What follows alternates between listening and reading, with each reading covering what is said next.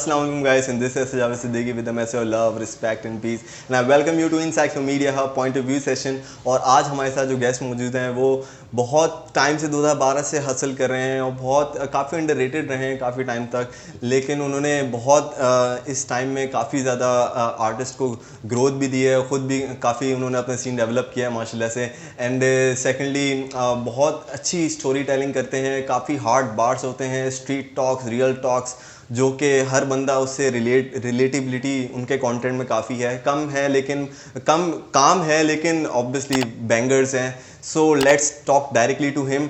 और आप लोगों की वर्चुअल ज़ोरदार तालीम है. I would like to introduce Mujahid. अस्सलाम वालेकुम सलाम. कैसे हैं मुजाहिद? अल्हम्दुलिल्लाह माशाल्लाह, you are looking good. Thank you so much, जज़ाकल्लाह. You are also. Thank you so much. So Mujahid भाई, लेट्स नो मुजाहिद हुसैन. कौन है मुजाहिद हुसैन और Actually, क्या है क्या नहीं है? लेट मी करेक्ट ना, मुजाहिद हुसैन ये बेसिकली ये हर किसी से होती है गलती. कि मुजाहिद हुसैन नहीं, it's Mujahid Hasan. Okay HASN. My bad Mujahid Hasan. ये गलती होती है. Let's know about Mujahid Hasan. Let's know about Mujahid Hasan. Working from hip hop from childhood. Doing hip hop from childhood. मैं बचपन से बस एक ही चीज़ पकड़ी, हिप हॉप, और उसी के पीछे चलते गए और बस नाम के लिए कभी काम किया ही नहीं. काम के लिए काम किया, बेसिकली गेम के लिए काम किया. हिप हॉप के लिए काम करना चाहा हमेशा से, और हिप हॉप के लिए ही काम किया हमेशा. खुद के नाम के लिए ठीक है, समझते हैं समझदारी है खुद के लिए काम करना भी. तो समझ में आ गई वो समझदारी भी, जब करते रहे तो फिर चीज़ें समझते गए, सीखते गए, और बस आज आपके सामने.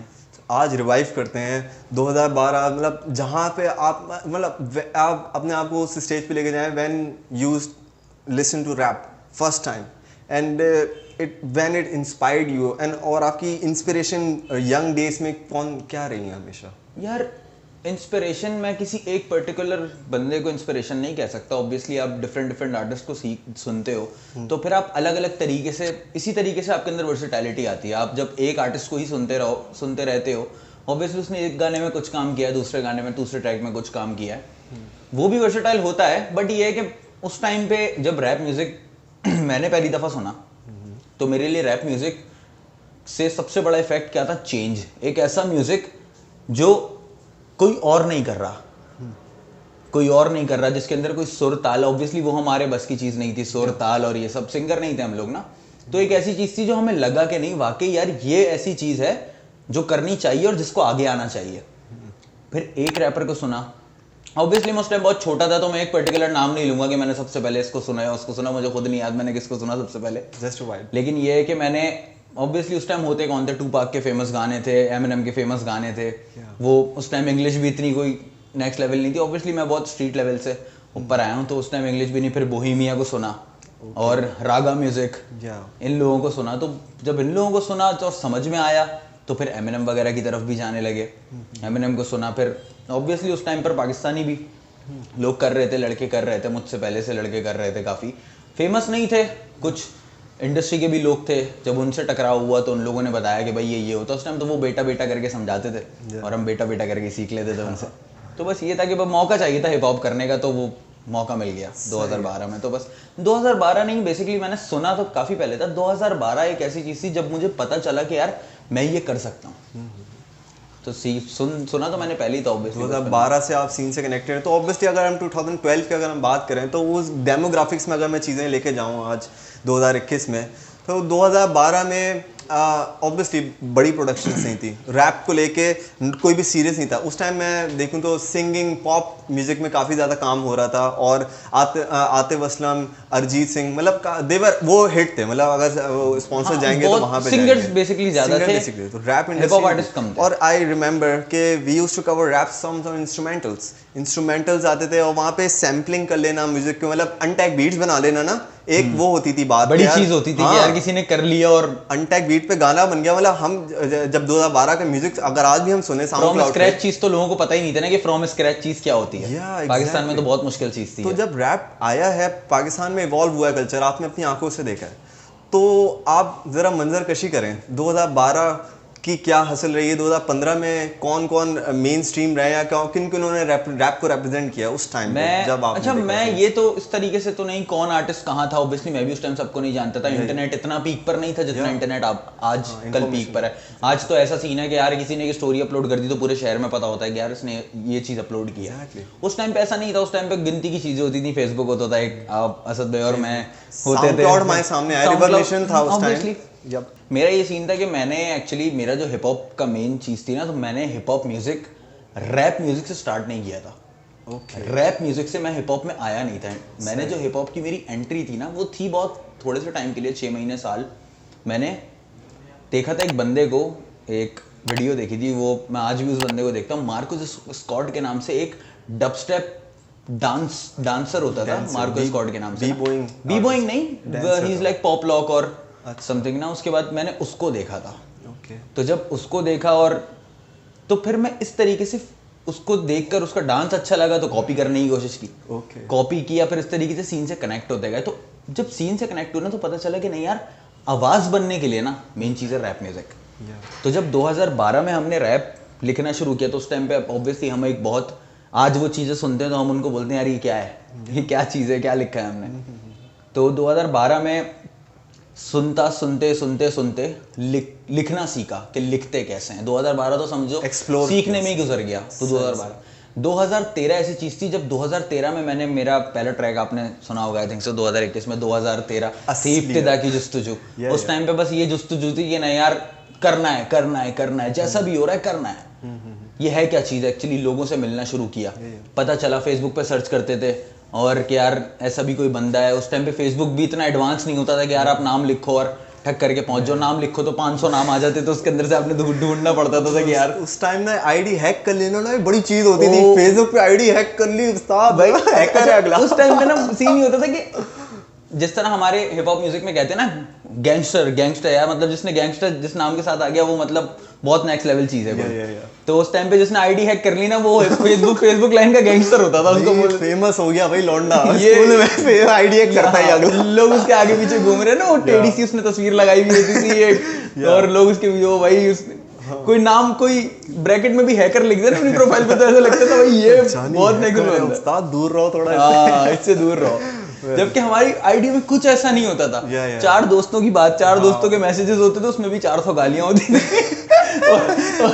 उसके अंदर हम लोग देख रहे होते थे कि यार ये हमारी आईडी ना हैक कर ले यार। स्कूल की कहानियां थी और बिल्कुल इंटर में स्कूल एक बहुत बड़ा मेरे लिए ऐसी चीज थी जहां से मुझे हिप हॉप, जो जारी पहले सबसे पहले कौन होते हैं, आपके दोस्त होते हैं, वही आपका मजाक उड़ा रहे होते हैं और वही आपको अच्छा कह रहे होते हैं। वही दोस्तों ने पहले भाई बोहेमिया को लाके सुना रहे हो, काली देनाली बोहेमिया को कॉपी करने की कोशिश कर रहे हैं ना, वैसे ही जिस तरह बोहेमिया करता है बिल्कुल स्कूल की किताब, पैसे दा नशा जाएगा, इस तरीके से ना लफ्ज़ खेल अल्फाज दम वो कोशिश की, आवाज बनाने की कोशिश करते थे। एवरीबॉडी स्टार्ट्स में। फिर 2013 में लिखना शुरू कर दिया, एक प्रॉपर ट्रैक 2013 में पहला ट्रैक लिखा था। अच्छा। फिर 2013 से हम आए 2014 में। मैंने 2013 थी इब्तिदा की जुस्तजू, 2014 में कर रहा था गुफ्तगू।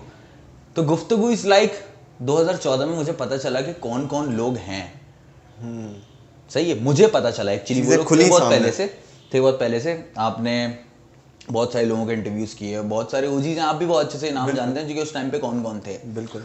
तो बस ऑब्वियसली मैंने फिर उन लोगों को देखना शुरू किया, कोशिश की उन लोगों से मिलने की, लेकिन ऑब्वियसली मैंने बताया ना मैं बहुत स्ट्रीट लेवल जगह से आया हूँ। तो मेरे पास ये 11 नंबर की बस होती थी, मेरी 2 टांगे। तो ऑब्वियसली ये 2 टांगे जो है वो मुझे मेरे घर से कोई 20-25 किलोमीटर सफर नहीं करवा सकती थी, एक बहुत नॉर्मल सी चीज़ है ये गाइस। ये सारी चीज़ें ना असलियत। एक गाना है मुजाहिद भाई का, सबसे पहला मतलब 2021 में इन्होंने अपना sound track official music video फेंकी है, जिसको काफ़ी रीच मिली है माशाल्लाह। तो ये उन लाइन्स की मंजर कशी कर रहे हैं कि वो क्या हालात ज़िंदगी थे कि आपने वो चीज़ें लिखी। तो या प्लीज़, तो बस लोगों को रीच करना शुरू किया उस टाइम पे। फिर जो मिलता गया उनसे कनेक्ट होते गए। पहले तो बस ये चीज होती थी कि यार मैं ये करता हूं। इनिशियल कनेक्शंस क्या रहे आपके? इनिशियल कनेक्शंस बेसिकली यार, इनिशियल कनेक्शंस मेरे बड़े नामों के साथ नहीं रहे स्टार्ट से ना। मेरे बड़े नाम जो आज बहुत बड़े नाम है ना, मेरे इनिशियल कनेक्शन इन लोगों के साथ नहीं रहे। मुझे ये कनेक्शन करने के लिए ना मुझे पहले अपने 4 और दोस्तों को हिप हॉप सिखाना पड़ा। जो चीज़ मैंने सीखी, मुझे रैप म्यूजिक पसंद था, मुझे डांस करना पसंद था, तो मुझे इन लोगों को ये चीज़ सिखानी पड़ी कि भाई ये चीज़ है, ताकि यार एटलीस्ट मैं कहीं दूर जाऊं, किसी से मिलने जाऊं, तो मेरे साथ एटलीस्ट कोई कंपनी देने वाला तो हो ना यार, मैं अकेला तो इतनी दूर नहीं जाऊंगा। Make sense. तो मैंने लोगों को सिखाया पहले कि यार ये चीज़ होती है, उनको इंटरेस्ट उनके अंदर पैदा किया कि भाई ये चीज़ है। तो पार्क्स में, गली में जो भी कोई लड़का दिख रहा है और थोड़ा बहुत डांस कर लेता है, ठीक है आओ यार आ जाओ, इसको सिखाया। एक ग्रुप बना लिया ना उस टाइम पे, तो 4 लड़कों का ग्रुप एक ऐसी चीज होती थी, हमसे बड़ा कोई गैंगस्टर नहीं है भाई। हम ही है, ये हम ही है जी, बेसिकली हम ही है। और जबकि है कुछ भी नहीं है, कुछ भी नहीं हम ही है। आज मतलब आज अगर हम उस बारे में बात करें सद भाई, अगर मैं आपको 2012 के मुजाहिद से मिलवाऊं जाके, तो आप लिटरली यकीन करो आप हंसोगे कि यार देखो ये क्या है। हम हंसते हैं उसको देख के, भाई ये क्या है एग्जैक्टली। और ये एक्चुअली अपने आप को समझ क्या रहा है। तो बस करते रहे। फिर 2000 इसी तरह 2014 गुजर गया, लोगों से मिले 4-5 नाम जो मिल गए, वो बेसिकली अब वो हैं भी नहीं गेम में ना। वो कोई बाहर चला गया, किसी की जॉब हो गई, सही। वो लोग अब हैं भी नहीं गेम में ना। उस टाइम पे उनके पास बड़ा सीन होता था भाई, कंप्यूटर किसी के घर होता। उस टाइम तो GTA Vice City का दौर था भाई, आप भी जानते हो, मैं भी जानता हूँ। हमने अपना बचपन कैसे यूट्यूब भी इवॉल्व नहीं था, इवन इंफॉर्मेशन टेक्नोलॉजी बूस्ट नहीं था, फोन नहीं थे, सोशल मीडिया नहीं था, बहुत कुछ। एक छोटा वो किसी नोकिया का कीपैड वाला फोन होता था, जिसमें मेमोरी कार्ड डल जाता था। हम उसी में वही में के गाने डाउनलोडिंग वाले से डलवा लेते थे कि भाई डाल दे, और समझते थे कि mp3skull.com यहाँ से गाने डाउनलोड करते थे अपने छोटे सा मोबाइल में, और कानों में हैंडफ्री लगा के सुनते थे। और वो वही था हमारे लिए। आप ये देखो ना कि MP3 स्कल भी उस टाइम पे फोन में नहीं चलता था भाई। MP3 स्कल के लिए भी आपको क्या होता है आपको, ये 90s के किड्स की बात है। You can relate guys. तो ये वो वाला सीन होता मुजाहिद हसन ये था उस टाइम। 2000 आगे 2015 आ गया। 2013 थी इब्तिदा की जुस्तजू, 2014 में कर रहा था गुफ्तगू। 2015 काफी कुछ था हो चुका। 2016 में था खुद से ही मैं रूबरू। 2015 एक वो साल था जिस साल मुझे पता चल चुका था कि यार Mujahid Hasan is a rapper. Okay, basically you discover yourself. मुझे पता चल चुका था कि यार मेरे लिए रैप म्यूजिक ही सबसे इंपॉर्टेंट चीज़ है, मेरे लिए हिप हॉप ही इंपॉर्टेंट चीज़ है, मुझे यही करना है। लेकिन ऑब्वियसली बात होती है जब आप अपने घर वालों को जाकर बताते हो ना कि यार I want to make music, I want to do music, तो आपके घर वाले आपको स्ट्रेट से बोलते हैं कि घर नहीं चलते मेरे बच्चे ये करने से। डॉक्टर बन, इंजीनियर बन, तो ये क्या ये मरासी बना फिरा है। बात है कि यार हमारे पेरेंट्स ने, हमारे पेरेंट्स को हमारे दादा दादी ने जो है वो PhDs नहीं करवाए थे, और वो ऑब्वियसली मीडिया साइंस के स्टूडेंट्स नहीं थे जब उनको ये बात बैठ के समझाएं। वो उनके जहन में एक चीज़ थी, वही साइकी जो एक टिपिकल पेरेंट्स लोगों के होता है कि यार हम 2000 के बेटा काम करना है, घर चलाना है, तो आपको या तो कोई हुनर सीखना पड़ेगा या फिर आपको जो है वो इंजीनियर या डॉक्टर बनना पड़ेगा। मैट्रिक हमारा हुआ नहीं था, 9th क्लास में हम थे उस टाइम। हम समझते थे 9th क्लास का बच्चा जो होता है वो एक बड़ा लड़का होता है, और बड़ा लड़का जो होता है वो गैंगस्टर होता है एक्चुअली। तो बस वही लड़ाई फड्डे फसाद, और हम देख रहे हैं भाई बंक करना स्वैग होता था। मैं तो सोचता हूँ मैं बंक करता क्यों था यार। पढ़ने वाला टाइम मैं बंक क्यों कर रहा हूँ यार। बंक करना एक स्वैग होता था। सबसे बड़ी चीज ये होती थी, आप जानते हो इस चीज से सजा मिलेगी और आप फिर ये चीज कर रहे हो। आप ये चीज जानते हो ना। अच्छा एक चीज क्या थी, हम लोगों के लिए सबसे पहला प्लेटफॉर्म जो होता है ना आर्टिस्ट के लिए, बेसिकली लोग बोलते हैं पाकिस्तान में प्लेटफॉर्म नहीं है, पाकिस्तान में प्लेटफॉर्म नहीं। मैं एक बहुत बड़ी बात कर रहा हूँ कि पाकिस्तान में लोग बोलते हैं प्लेटफॉर्म नहीं है, तो मैं आपको बताऊं प्लेटफॉर्म आर्टिस्ट को कभी मिलता नहीं है, प्लेटफॉर्म आर्टिस्ट खुद बनाता है। सही है, प्लेटफॉर्म आर्टिस्ट खुद बनाता है। आप अगर बात करो ना, अगर प्लेटफॉर्म मिलना ही होता ना मेरे भाई, तो इतने टाइम से ना रेवोल्यूशंस नहीं आते।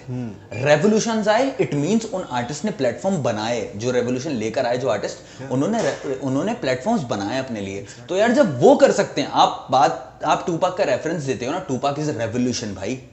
तो टूपाक के पास प्लेटफॉर्म्स नहीं थे ना, उसके पास भी तो नहीं थे।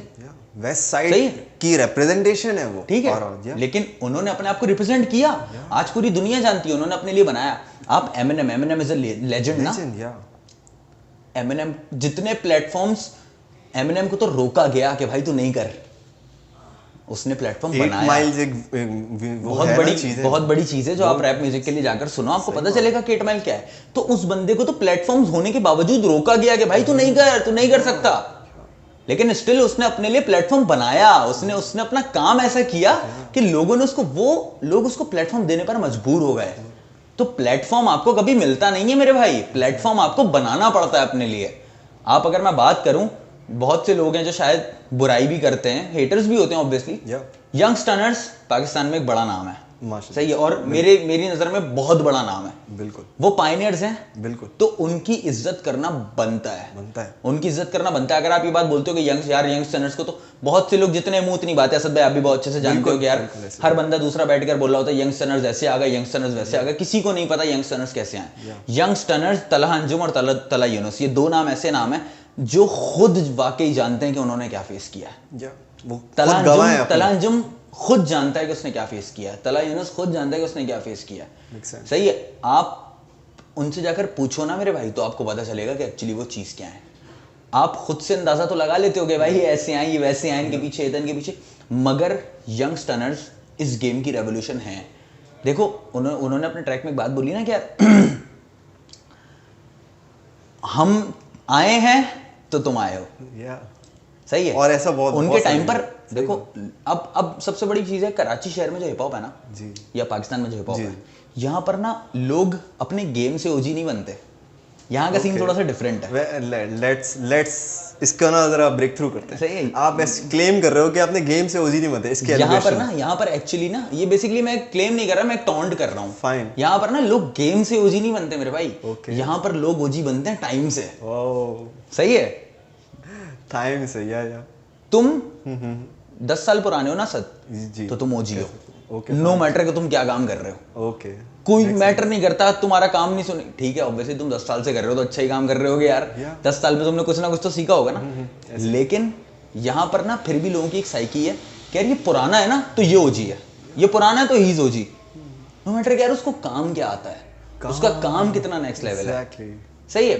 अब इसी तरीके से बात करूं, हमारे जूनियर रैपर्स यंग जीज, बिल्कुल यार इनमें पोटेंशियल बहुत है, बहुत पोटेंशियल है। मतलब आप देखो हर लड़का स्पार्क दे रहा होता है। हम बोलते हैं ना कि यार पहले 10 लोग इंटरव्यू देने आते थे ना, तो किसी एक में होता था स्पार्क, जो हम देखकर बोलते थे कि नहीं यार इसमें स्पार्क है। तो मुझे खुशी इस चीज की कि यार यहाँ पर हर नया लड़का स्पार्क दे रहा है। आप किसी को भी देखो, उस लड़के में कहीं ना कहीं स्पार्क है, उसके अंदर पोटेंशियल है कि यार मैं कर लूंगा, I can do this. I can 100% relate with you. आपकी 3-4 बातें से मैं बिल्कुल जस्टिफाइड। पहली मैं बात अब वो करूंगा कि एक प्लेटफॉर्म नहीं है तो यू हैव टू क्रिएट। अच्छा, इसका एक ब्रॉड पर्सपेक्टिव मैं आपको देना चाहता हूँ कि in every aspect, not just wrap, आप इंफॉर्मेशन टेक्नोलॉजी में भी देख लें। आप, मैं बात करूँ, मेरे हम सबकी जेब में आईफोन्स है, आईफोन्स की कोई नीड नहीं थी, बनाई गई है, ठीक है।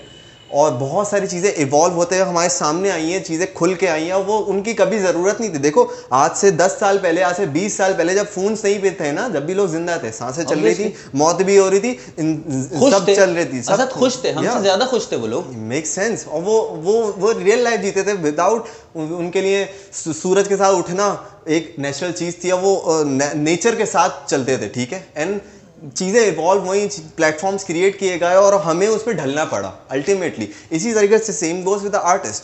अगर आर्टिस्ट ऐसा अच्छा काम करता है, देखो लेगेसी क्या होती है, लेगेसी यही का पॉइंट यही है। अगर आपने 60 साल उम्र जिंदगी जी है तो you die as a legend और you die as another person, you know, that's a big question mark. और आपके गानों में ज्यादातर स्ट्रीट टॉक्स और काफी हार्ड बार्ड्स होते हैं और बहुत ज्यादा आप ठोस उर्दू के लफ्ज यूज करते हैं, जो कि काफी ज्यादा पंच लाइंस और बार्स देते हैं। अच्छा, बेसिकली मेरा गाना बनाने का जो सबसे बड़ा, जब मैं गाना बनाने बैठता हूँ या मैं कुछ भी लिखने के लिए बैठता हूँ ना, तो मेरा सबसे बड़ी चीज़ पता है क्या होती है यार? सबसे बड़ी चीज़ ये होती है, क्या जो चीज़ मैं लिख रहा हूँ क्या मैं उससे खुश हूँ, क्या मैं उससे खुश हूँ? लिसनर क्या सुनेगा वो चीज़ सेकंड है। पहली चीज़ है कि यार अपने काम से आप खुद मुतमईन हो या नहीं हो। असद ऑब्वियसली जैसे मैंने तुम्हें बताया कि 2012-2010 जी मुझे पता, मैं उस टाइम खुद को डिस्कवर कर रहा था ना, हिप हॉप म्यूजिक और ये सब कुछ। 2013 में मुझे समझ में आ गया था मुझे क्या करना है, मुझे गाना लिखना आ गया था, मैं गाना लिख लेता था, परफॉर्म कर लेता था, इवन परफॉर्म कर लेता था। भाग दौड़ की, सब कुछ किया, गाना क्यों नहीं बनाया?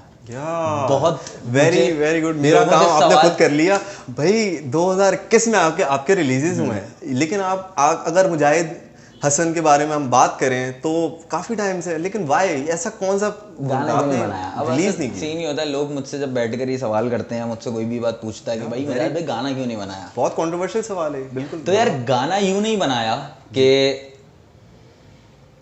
आप ना, सबसे बड़ी चीज होती है क्या आप अपने काम के साथ जस्टिस कर सकते हो?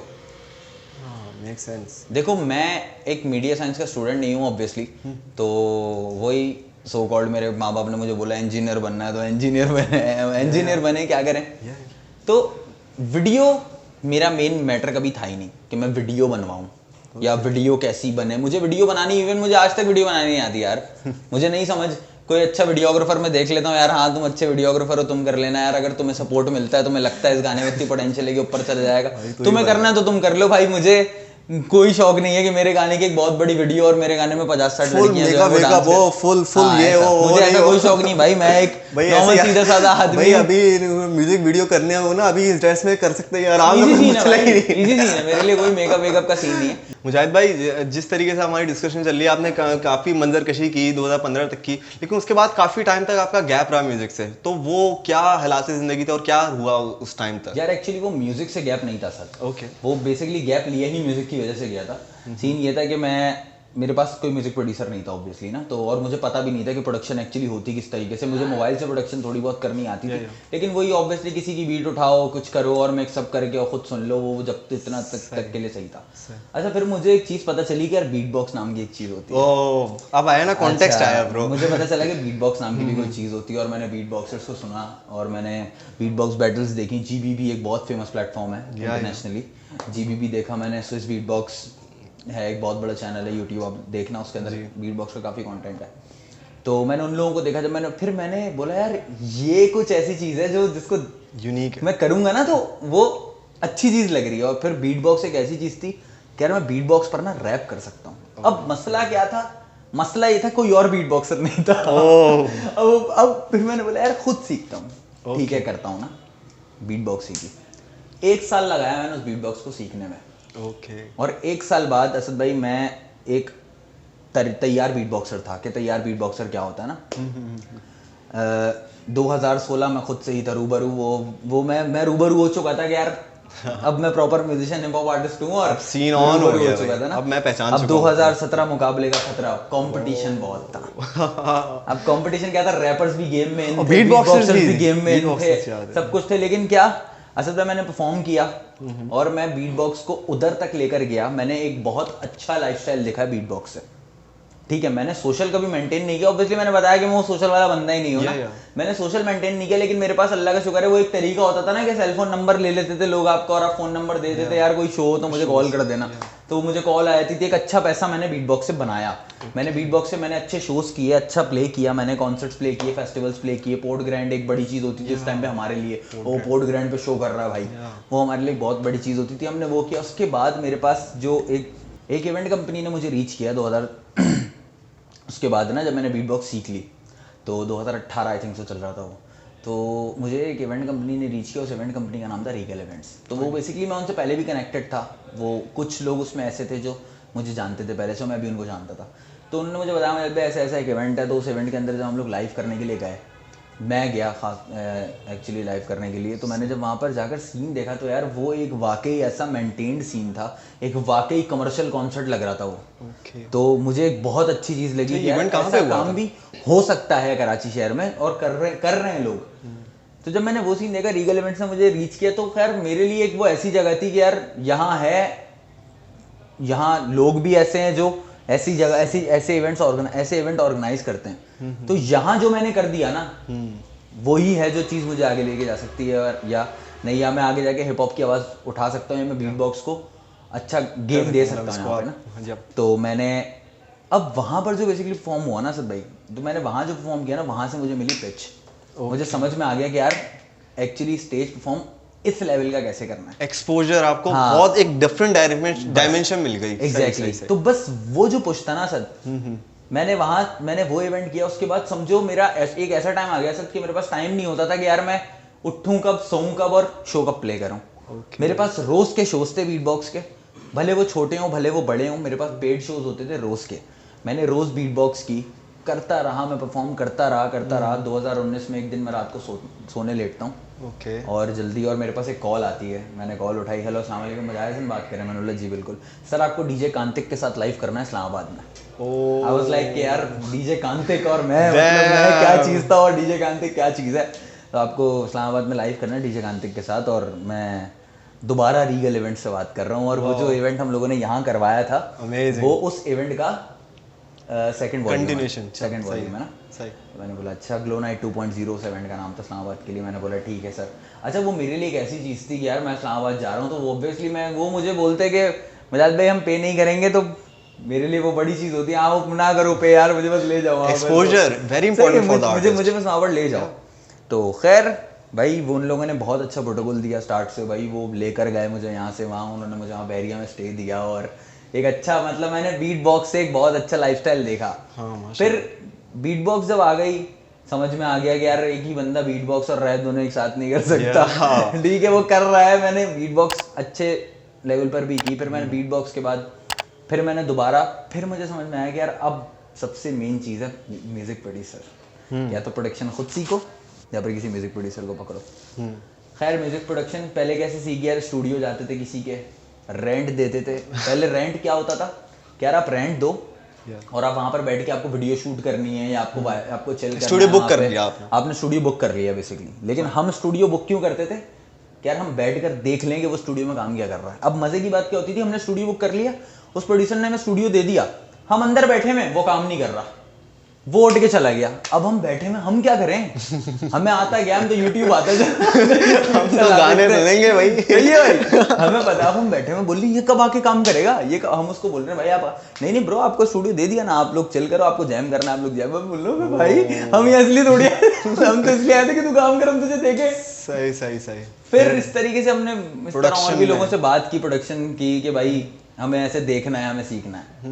उन्होंने बोला भाई सीखने की फीस और होती है। हमने बोला तू मत सिखा, तू दिखा दे बस, तू दिखा, सीख हम खुद लेंगे, तू दिखा दे ब्रो, हम कर लेंगे। सीख हम खुद लेंगे। पता चल गया था कि हम क्या कर सकते हैं या पोटेंशियल। फिर इस तरीके से लोगों को देखा, देखते सीखते गए। एक बड़ा टाइम गुजरा, एक ऐसा भी टाइम गुजरा बीट बॉक्स से पहले कि यार बस की छत पर बैठकर इंटरव्यू देने के लिए जाते थे कि यार हमें काम करना है और सिर्फ जैम कर लो, नहीं दिखाओ हमारी शक्ल भाई, ऑडियो ले लो खाली। सही सही। हमने ये भी कोशिश की सिर्फ ऑडियो ले लो भाई, हमारी शक्ल नहीं दिखाओ, हमें फेम तो चाहिए ही नहीं ना, हिप हॉप चाहिए सिर्फ। तो हिप हॉप के लिए काम करते रहे, लेकिन नहीं बना कुछ। फिर आहिस्ता आहिस्ता सीन बनते गए, आहिस्ता आहिस्ता चीज़ें आती गई, बस की छतें भी देखी और फिर प्लेन्स भी देखे, फिर एक बिल्कुल स्ट्रीट लेवल भी देखा और उसके बाद फिर बहरिया में स्टे भी ले लिया। तो एक बड़ी लाइफ जर्नी जो है वो देखी, एक बहुत अच्छा। मैं एक बात बोलूँ यार, लोग बोलते हैं ना कि यार मैंने इतनी हसल की और इसके ऊपर सामने वाला जो है उसको सिंपैथी देता है कि यार आपकी बड़ी हसल। यार एक बात बताऊँ मैं तुम्हें, असद बहुत लोग हैं ऐसे, मजा ही उस काम का है जिस काम में हसल हो। और अगर उस काम में हसल नहीं है ना असद, तो उस काम का मजा नहीं है, उस लाइफस्टाइल का मजा नहीं है। यार अगर मैं अमीर ही पैदा होता ना तो मेरे पास बताने के लिए कुछ नहीं होता मेरे बच्चों को कि मैंने क्या किया है। एग्जैक्टली। अगर खड़ी हुए सिर्फ घर के बाहर और आप पैदा हुआ अमीर घर आने में, तो आपकी वो हसल नहीं। मैं अगर पैदा ही अमीर होता तो मेरी जान मेरे पास होता क्या बताने के लिए। मैं एक दुनिया का बोरिंग तरीन इंसान होता जिसके पास एक सेलफोन होता और उसके पास एक बिस्तर होता सद, और मैं कंटेंट बना नहीं रहा होता, मैं भी कंटेंट देख रहा होता। मुझे कुछ पता नहीं होता और मैं भी हर चीज पर, हर किसी के हुकूक पर बात कर रहा होता। सही है, मुझे कंटेंट पता नहीं होता बनता कैसे, लेकिन मैं लोगों को सिखा जरूर रहा होता कि भाई ऐसे बनेगा वैसे। ऑब्वियसली जो लोग कर रहे हैं बिल्कुल। अब तो एक हसल जो होती है ना यार, देखो असल मैं तुम्हें एक बात बताई ना, एक हसल ना एक अच्छा मुजाहिद भाई आपकी पर्सपेक्टिव में हसल, अच्छा बहुत सारे लोग हैं यंग जीज की मैं बात करूंगा, old Gs they know the art जो गिधाव क्या चल रहा है पता है, ठीक है। जो यंग जीज हैं हसल को ना एक अलग डायमेंशन देते हैं। एक प्रोडक्टिव हसलिंग होती है, एक होती है non productive hustling. You know we have seen many people, ठीक हो गया, जो हसल कर रहे हैं लेकिन उनके हसल से वो प्रोडक्टिविटी नहीं आ रही, एंड एक प्रोडक्टिव हसलिंग कर रहे हैं। आप एक प्रोडक्टिव हसलिंग करते हो और यू नो कि हसल क्या होती है, यू नो टाइम वेस्टिंग क्या होती है, वेरी डिफरेंट। समझना जरूरी है। तो इस पे आप थोड़ा मंदरकशी करें कि टाइम वेस्टिंग क्या है और एक प्रोडक्टिव हसलिंग क्या है।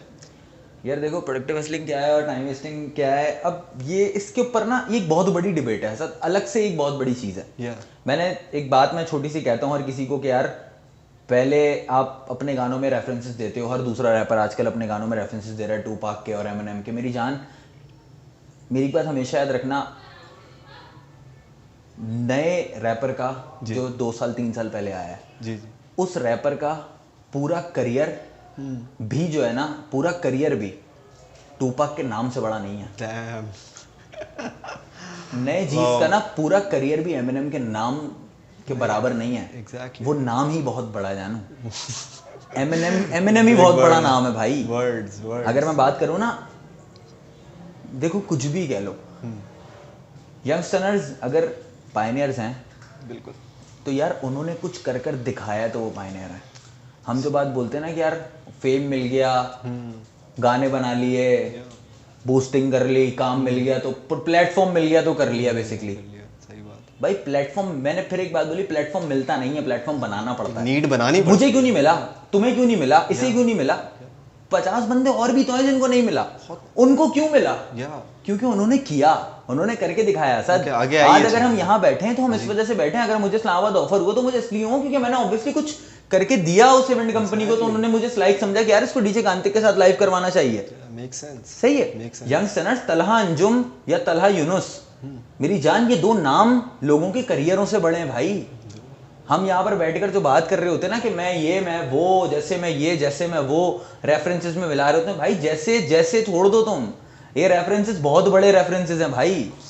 आप जिनकी बात कर रहे हो वो बेसिकली रेवोल्यूशंस हैं, वो नाम नहीं है सिर्फ, वो पूरी रेवोल्यूशंस हैं जिनकी आप बात कर रहे हो। तो पहले ये सीन होता था कि गैंगस्टर्स अपनी आवाज उठाने के लिए हिप हॉप यूज करते थे, गैंगस्टर्स रैपर बनने की कोशिश करते थे पहले भाई, और आज रैपर गैंगस्टर बनने की कोशिश कर रहा है भाई। Guys you have these words, these are big words. और ये बहुत एक बड़ी फिलॉसफी है, इसको मैं फिलॉसफी बोलूंगा। यू नो, गैंगस्टर रैपर्स बनने की कोशिश कर रहे हैं, ये बात है। और यहाँ पे कॉन्टेक्स्ट में, हम पाकिस्तान कॉन्टेक्स्ट में, they want to be gangster. OGs की हम बात करें, OGs is old gangster, original gangster, original gangster, like, हाँ, sorry my bad, original gangsters. And young Gs, हम यंग गैंगस्टर्स बोलते हैं। अच्छा, गैंगस्टर वर्ड है ना, वो बड़ा इंटरप्रेट होता है गलत तरीके से। You know, it's not like तुम जिम्मेदारियाँ छोड़ दो and you just get on to streets और तुम लिख रहे हो ये है वो है, जबकि हालात ज़िंदगी कुछ और है।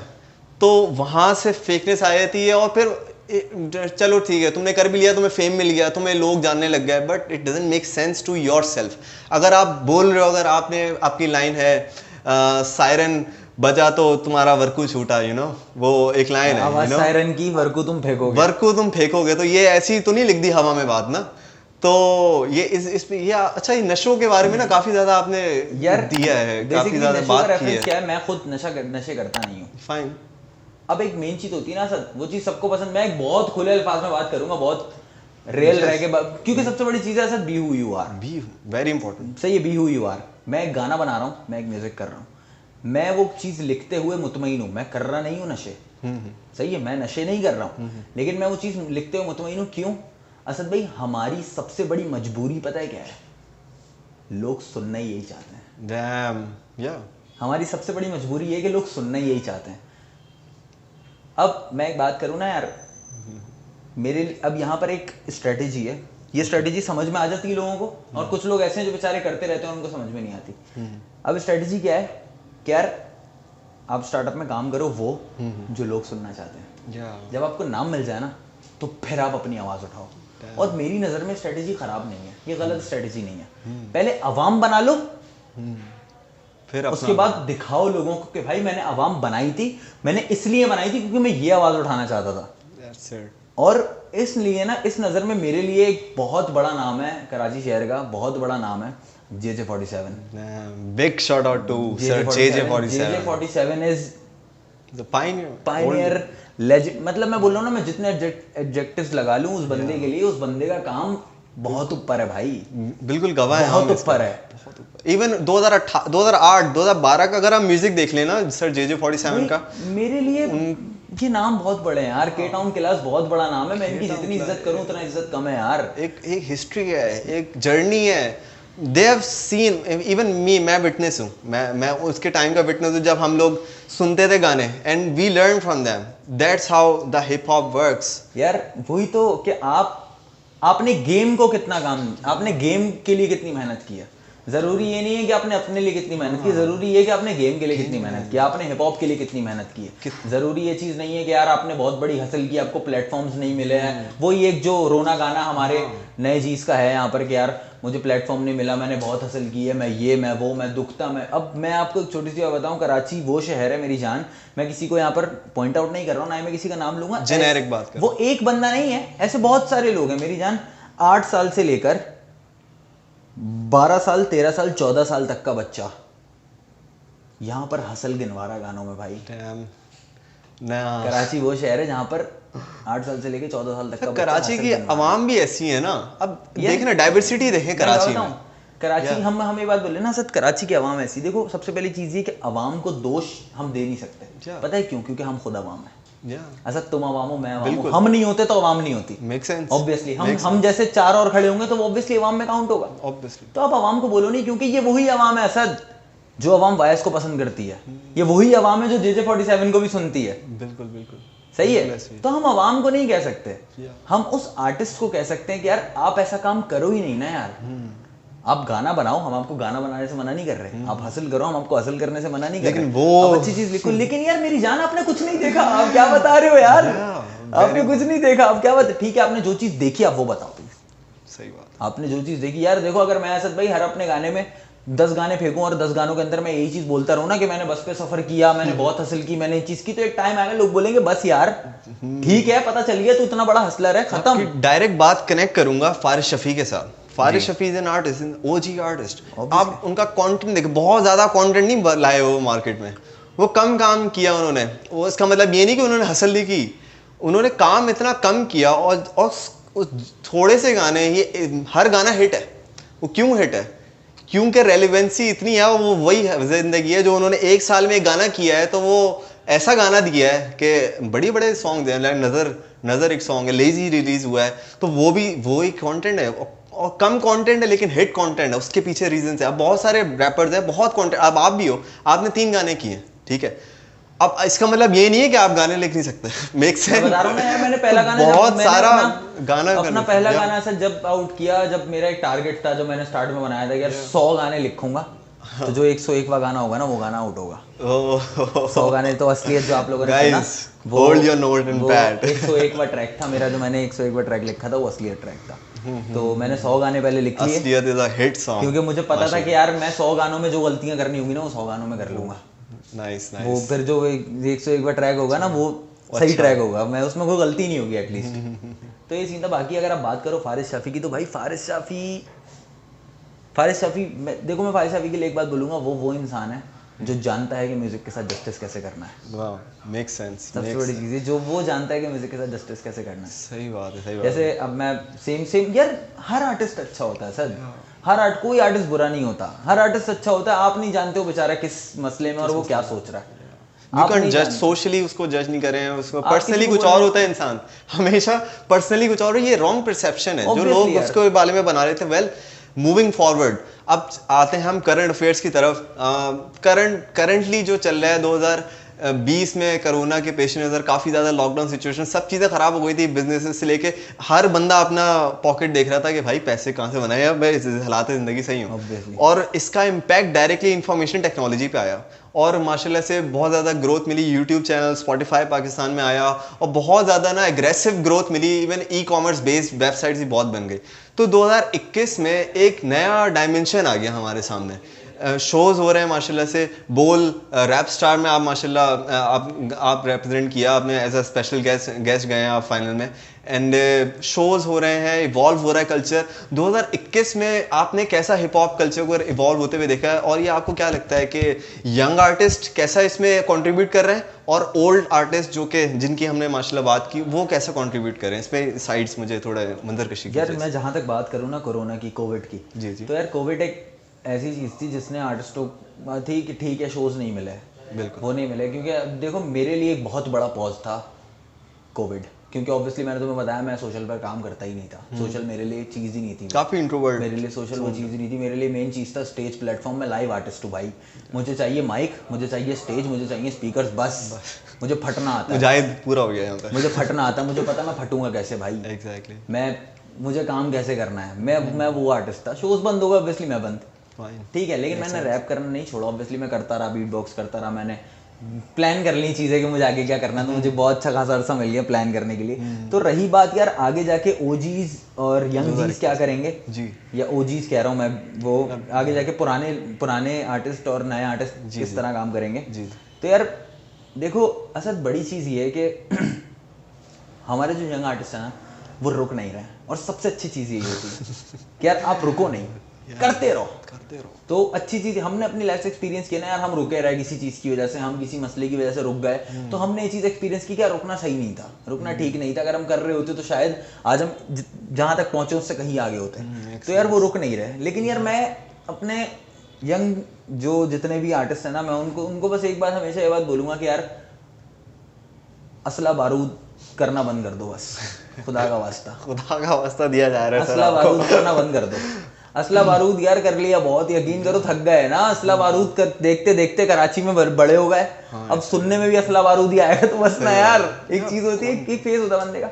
आप म्यूजिक करो, अच्छा म्यूजिक करो, क्वालिटी कंटेंट करो, क्योंकि देखो सीधी बात ये है कि यार जो एक्चुअली गैंगस्टर्स है ना, जो एक्चुअली पुराने रैपर्स हैं या वो असला बारूद इतना नहीं करते होंगे मेरे भाई, जितना यहाँ 16-17 साल के बच्चे कर रहे हैं। वो एक टाइम पे मतलब करके छोड़ दो, बहुत आगे बढ़ चुके हैं, करके वो आगे बढ़ गए, उनका गेम बन गया, उन्होंने करना छोड़ दिया। वो कंटेंट पे काम कर रहे हैं, वो कंटेंट कर रहे हैं जो ये यंग लड़के सुन रहे हैं, और वो फिर भी असला बारूद कर रहे हैं। असला बारूद गली और बस ये चीज है ना। तो मैं बस ये बोलता हूँ यार ये करना छोड़ दो प्लीज।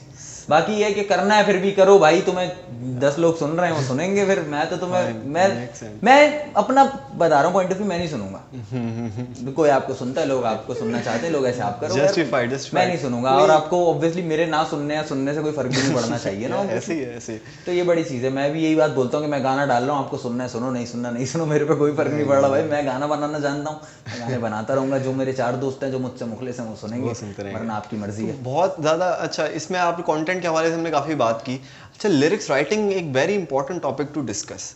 बहुत सारे आर्टिस्ट हैं, इंस्पिरेशंस रखना एक अलग बात है, लेकिन अपने आपने जो देखी है जो चीज़ें वो लिखना, एक टेक्निकली वर्स स्ट्रॉन्ग होता है और बहुत सारी चीज़ें होती है। अगर आप रैप लिख रहे हो, अगर आप कोरस बना रहे हो, हुक बना रहे हो, वो कुछ और एथिक्स होते हैं।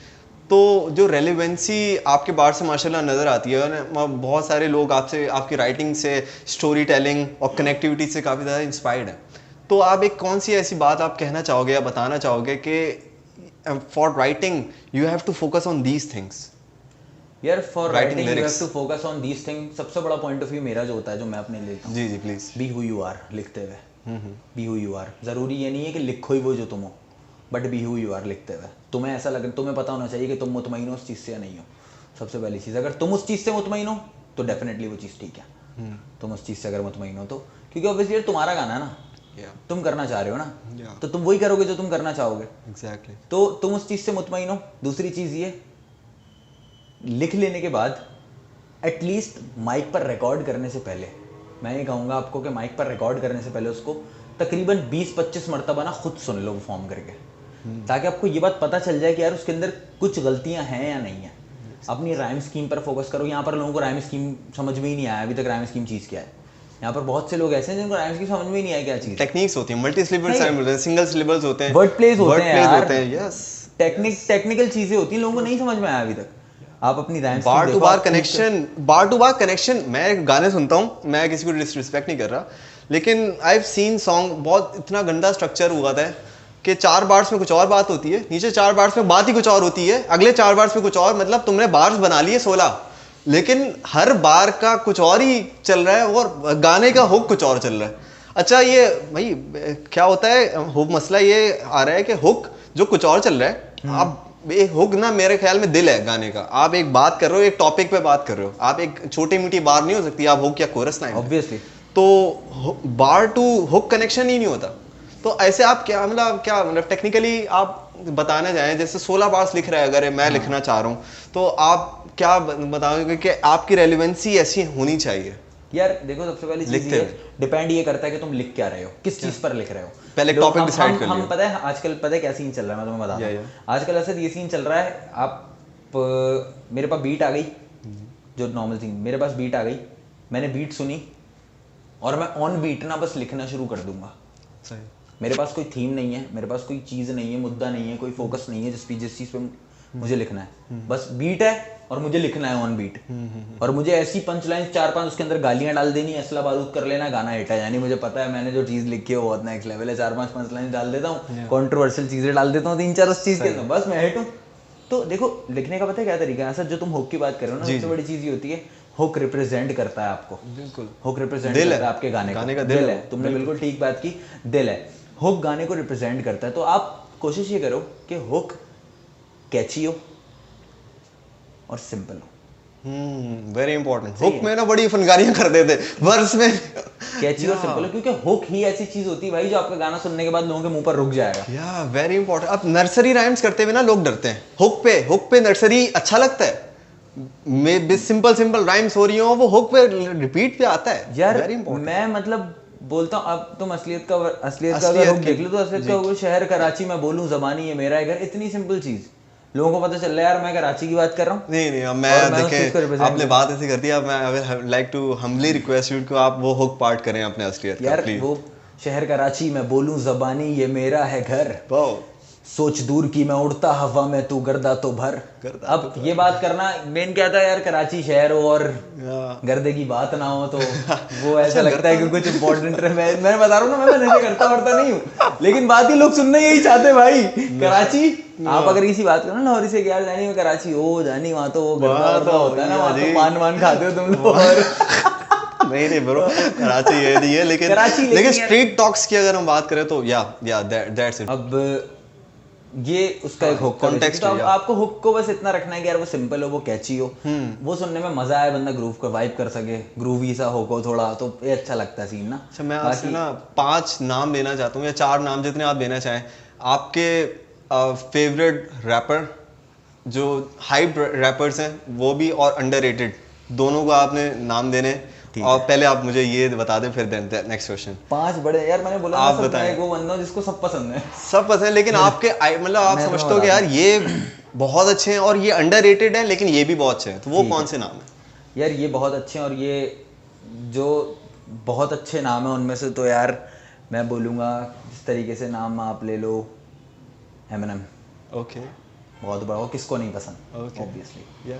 और मुझे एमिनेम एक ऐसा आर्टिस्ट लगता है जिसके मैं इंतज़ार करूँगा कि यार और आए और ट्रैक्स आए इसके ना।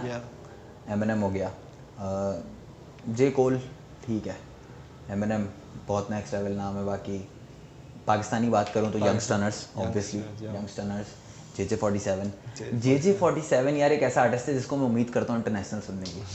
बिल्कुल, JJ47 एक ऐसा आर्टिस्ट है जिनको मैं चाहता हूँ कि यार पूरी दुनिया सुने, सही पूरी दुनिया सुने पूरी, कि यार एक्चुअली ये बंदा कहना क्या चाह रहा है, क्योंकि जो चीज़ वो बंदा कहना चाह रहा है ना भाई, वो कोई नहीं चाह रहा सद भाई। एग्जैक्टली, वो बहुत ज़्यादा इन डेप्थ। अब वही बात है ना यार, अब क्या चाहिए, जैसे सॉन्ग्स हैं बाज और ऐसे बहुत सारे सॉन्ग्स हैं जो कि एक मिसाल हैं, और जो कि उसको ब्रेक डाउन ही आप कर लो तो आपके रोंगटे खड़े हो जाएं भाई ऑब्वियसली। आप होश में या फिर आप वो नहीं, आपको इंटेलेक्चुअल लेवल आपका माइंड उतना होना चाहिए उसके सुनने के लिए, वरना आपको समझ ही नहीं आएगा ये है क्या। हकीकत है, आपको एजुकेटेड होना पड़ेगा उसके लिए कि सुनने के लिए कि भाई बंदा बोल क्या रहा है ये, और बंदा कहाँ तक की बात कर रहा है, कहाँ तक। अब भाई वो बस वही बात है कि sir big love and respect and peace for Sir, JJ47, sir, you are doing great work. And secondly, moving forward, जो के खाना बदोश, बड़े एल्बम। खाना बदोश देखो मैं आपको बताऊं, खाना बदोश रिएक्शन नोट किया आपने? अच्छा भाई, खाना बदोश एक ऐसी एल्बम है, मैं बोलता हूँ उसके बारे में बात ना करो, क्योंकि आप उसके बारे में जितनी बातें कर लो उतनी कम है। और हमने हर पॉडकास्ट में खाना बदोश की बात की है, और या वेरी इंपॉर्टेंट, मैं बोलता हूँ खाना बदोश की बात आप जितनी बात कर लो कम है यार। मैं बहुत खुशी होती है मुझे खाना बदोश के बारे में बात करने। खाना बदोश इज एन एग्जांपल। खाना बदोश मैं बोलता हूँ ना, जिस तरह जोखे कि मैं चाहता हूँ कि यार JJ47 इंटरनेशनल प्ले होना चाहिए, इस तरह मेरे जो कुछ चीज़ें इतने ऊपर लेवल पर मैं सुनना चाहता हूँ ना, तो वो खाना बदोश उनमें से एक नाम है मेरे लिए। खाना बदोश एक बहुत बड़ा नाम है। आप JJ47 की बात कर लो, आप यंगस्टर्स की बात कर लो, फारिस शाफी ऑब्वियसली आपने कहा, हाशिम नवाज इज ऑब्वियसली बहुत नेक्स्ट लेवल चीज़ है। और भी यार बहुत सारे, आप इंडियन रैपर्स अगर मैं ले लूँ, मुझे रागा बहुत पसंद है, इंडियन रैपर्स मुझे डिवाइन बहुत पसंद है, बहुत पसंद है मुझे, रफ्तार बहुत पसंद है, रफ्तार। तो और MC स्टैन, सीधे मौत, ये भी अच्छे नाम है, लेकिन मुझे जो बहुत ज्यादा पसंद है ऑब्वियसली मैं तुम्हें बता रहा हूँ कि रागा, रफ्तार या फिर डिवाइन तो वन मैन आर्मी। छोटा था जब से हम देख रहे हैं डिवाइन को, और अब उसका कोहिनूर टाइप सॉन्ग और नए वो डिस्को रैप अगर आप सुन लो यार, डिस्को रैप, ये ये बोलते हैं डिस्को रैप, और क्या वर्ड प्ले था ये मेरा, डिस्को रैप, ये डिस्को रैप भाई डिवाइन बहुत नेक्स्ट लेवल चीज। बाकी अगर मैं बात करूँ ना अंडररेटेड नाम की, जिनको मैं चाहता हूँ कि यार वो ने होना चाहिए बहुत ऊपर, तो यार मैं जिस बंदे का नाम सबसे पहले लूंगा ना, ऑब्वियसली ऐसा मोस्टली उस बंदे का नाम लोग लेते नहीं है, या मेरे ख्याल में लोगों को याद नहीं रहता, तो मैं जिस बंदे का नाम लेना चाहूंगा ना, वो नाम होगा, सबसे पहला नाम होगा लिल मुस्लिम। बिग शाउट आउट टू लिल मुस्लिम। एक ऐसा आर्टिस्ट है भाई जो वहाँ होना चाहिए जो बात है, जो भाई लिल मुस्लिम भारी है, हमने सुना लिल मुस्लिम को, अभी मैं लिल मुस्लिम का रिसेंटली ट्रैक आया है कलाकार उसके साथ जो प्रोड्यूस किया है वो, यार क्या गाने हैं, क्या उस बंदे के वोकल्स हैं, क्या उस बंदे का काम है, टोन वेरी और यूनिक टोन है, कैसे उनका अलग यूनिक टोन है, बाकी सिंपल डिसेंट। आप अंडररेटेड और नाम ले लो, लिल मुस्लिम हो गए, मानी भाई हो गए, mister Maani, big shout out to mister Maani. अब मुझे मानी भाई की क्या चीज अच्छी लगी नई चीजों में कि यार मानी भाई ने ना अपने काम को दोबारा करने की कोशिश की, बढ़ाने की कोशिश की ना। आप मानी भाई के चैनल पे देखो, तकरीबन हर हफ्ते हर 2 हफ्ते बाद ट्रैक आ रहा है, बिल्कुल। तो मानी भाई की मुझे ये चीज बहुत अच्छी लगी कि यार वो बंदा जो इतने टाइम से रुका हुआ था, वो बंदा दोबारा शुरू हुआ, वो बंदा आगे काम करना उसने शुरू किया, और आप देखो रिएक्शन क्या है माशाल्लाह। मानी भाई को लोगों ने सुनना शुरू किया। अभी रिसेंटली मेरा मानी भाई के साथ ट्रैक आ रहा है, मानी भाई की मिक्स टेप का एक एंथम ट्रैक होगा बेसिकली, वो उसके अंदर मैं फीचर हूँ और भी रैपर्स फीचर हैं। नाम मानी भाई मुझे इससे पहले मानी भाई मुझे कुछ बोलें इसलिए मैं नाम रिवील नहीं करना चाहूँगा, लेकिन एक एंथम ट्रैक होगा बेसिकली इनकी मिक्स टेप का मानी भाई की। बाकी मैं और जो नाम बोलूँगा कि यार उन्हें ऊपर आना चाहिए, तो उनमें से एक नाम मेरे लिए जो अच्छा नाम होगा वो कौन होगा जो इतना जिसको मैं लिल मुस्लिम के नाम के साथ ले जाकर जोड़ वेरी हार्ड, इतना मैं समझ सकता हूँ, वो भी खैर इतना मेरे लिए मुश्किल हो रहा है ना। मिस्टर मानी हो गया, लिल मुस्लिम हो गया, बिग नेम ओजीज, ये बहुत बड़े नाम है। ऑब्वियसली जीजे वर्धमान तो इंटरनेशनल चाहता हूँ मैं, जीजे वर्धमान तो इंटरनेशनल प्ले करें। बिल्कुल सही बात। जोके बहुत बड़ा नाम, जोके ने इतने सारे आर्टिस्ट बना दिए, इतने सारे लोगों को।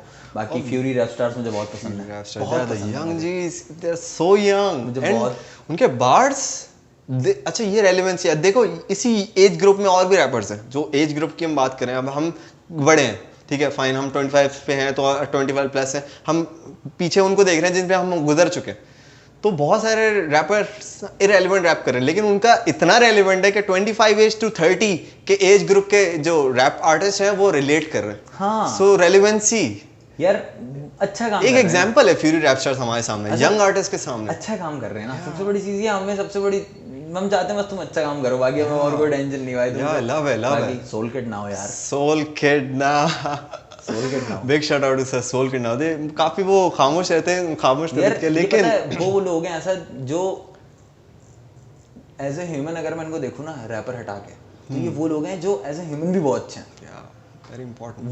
वो खुद के साथ मुखलिस हैं, वो ऐसे लोग हैं खुद के साथ मुखलिस हैं। Lil Muslim, soul kid now, Azhar Ali music, Azhar Ali, big shout out to sir Azhar Ali music, Shauki official, these guys are OGs। और ये और अजहर अली म्यूजिक एक यार, अजहर अली म्यूजिक एक वो आवाज है जो आवाज जब लोगों को समझ में आएगी ना कि एक्चुअली वो बंदा यार अजहर अली म्यूजिक। एक गाना है, एक ट्रैक है मानी भाई का, मैं आपको बताता हूँ, ट्रैक का नाम है बात सुन।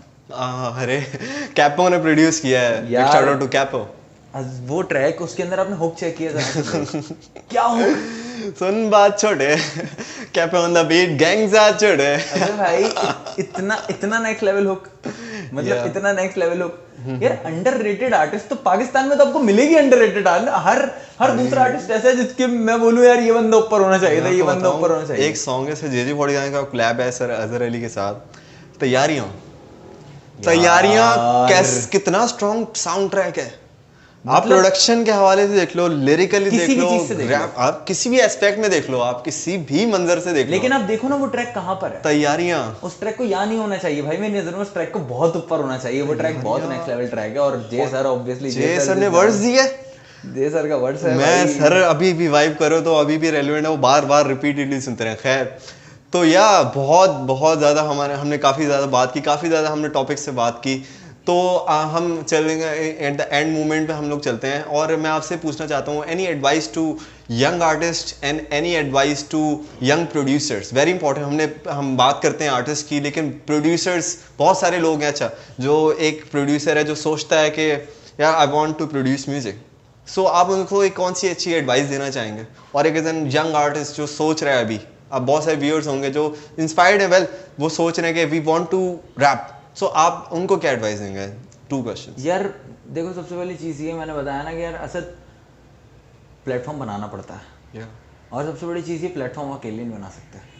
प्लेटफॉर्म अकेले नहीं बनता कभी भी, आपको लोगों के साथ जुड़ना पड़ता है, आपको लोगों के साथ काम करना पड़ता है। तो team work, orientation very important. मैंने प्लेटफॉर्म कैसे बनाया, मैंने गाना कैसे बनाया भाई, मेरे पास प्रोड्यूसर था एक्चुअली, मेरे पास प्रोड्यूसर था, और एक नहीं 3-4 प्रोड्यूसर्स थे जिनको मैं रीच करता असद, और वो मुझे समझ लो 4-5 हज़ार रुपये में मेरा काम हो जाता इजी बिजी ना। लेकिन यार मैंने एक ऐसा प्रोड्यूसर चूज़ किया, वो एक ऐसा प्रोड्यूसर है जिसको कोई नहीं जानता। उस बंदे का कहीं नाम नहीं है। मेरे प्रोड्यूसर का नाम तहा खान है, हाई हेट के निक से वो अपना काम कर रहा है, और तहा खान उस बंदे का नाम है। आपने असलियत देखा, असलियत उसी ने प्रोड्यूस किया, इसके अलावा आपने बेलगाम सुना, बेलगाम उसी की प्रोडक्शन है। तो यार वो एक ऐसा नाम है मेरी नज़र में कि यार मतलब असद उस बंदे की हसल ऐसी हसल थी जैसी मेरी हसल थी।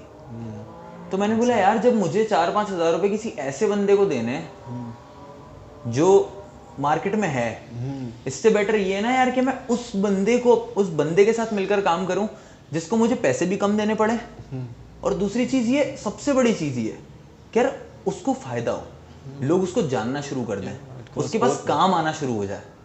Very important. तो आप एक सबसे बड़ी चीज ये, एक प्रोड्यूसर ये, अगर एक प्रोड्यूसर बना है ना यार, तो शुरू में जिस तरीके से हम लोगों ने किया ना, शुरू में आप पैसे तो छोड़ दो, पैसों के बारे में सोचना छोड़ दो। सबसे पहली चीज़ ये स्टार्टअप, मैंने से बात बोली कि यार खुद से मुखलिसी, तो हिप हॉप से मुखलिस आप होने चाहिए। आपका मेन फोकस ये होना चाहिए कि यार आपने काम करना है, सही है भाई, आपको पैसे मिल रहे हैं, डायरेक्शन होनी चाहिए आपके हाँ, पास। आपके पास आपके पास एम होना चाहिए कि मुझे इस चीज़ पर काम करना है।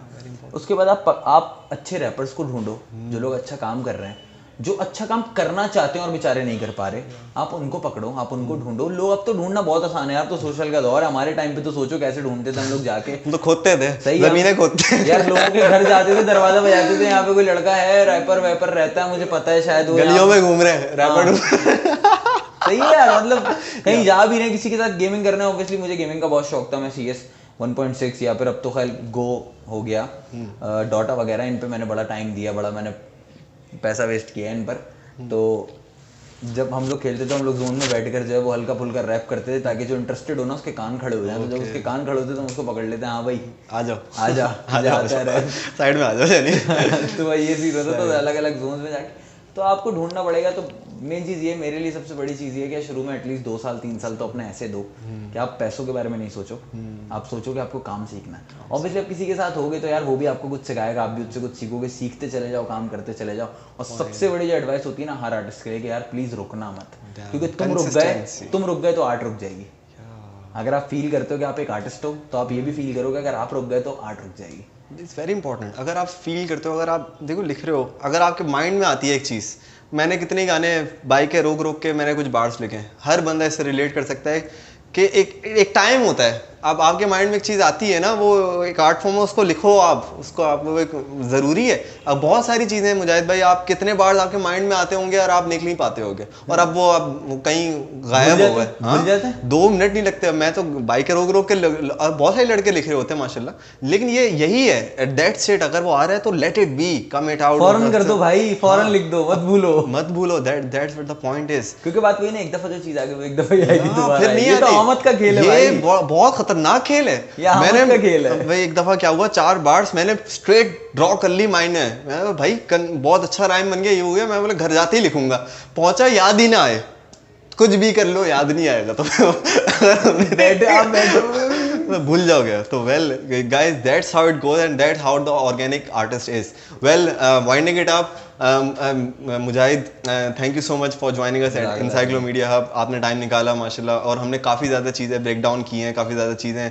और गाइस, आप लोगों के सामने मुजाहिद हसन को हम सही तरीके से लेकर आए। आई होप जस्टिस किया हमने इस पॉडकास्ट के साथ, एंड मुजाहिद भाई ने बहुत दिल खोल के अपनी बयान किया, और बहुत सारी बातें हमने आर्टिस्ट के हवाले से, प्रोड्यूसर्स के हवाले से बात की। एंड आई होप कि हिप हॉप इंडस्ट्री और ग्रो करे और इवॉल्व करे और फ्लरिश करे चीज़ें। Not just we are so not mean, लेकिन इंडस्ट्री ग्रो होती है तो ऑब्वियसली दिल की खुशी होती है। पाकिस्तान की रिप्रेजेंटेशन हो रही है माशाल्लाह।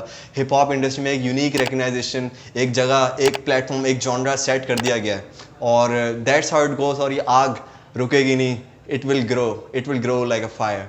And guys, thank you so much for joining us, and stay blessed, stay tune, peace out.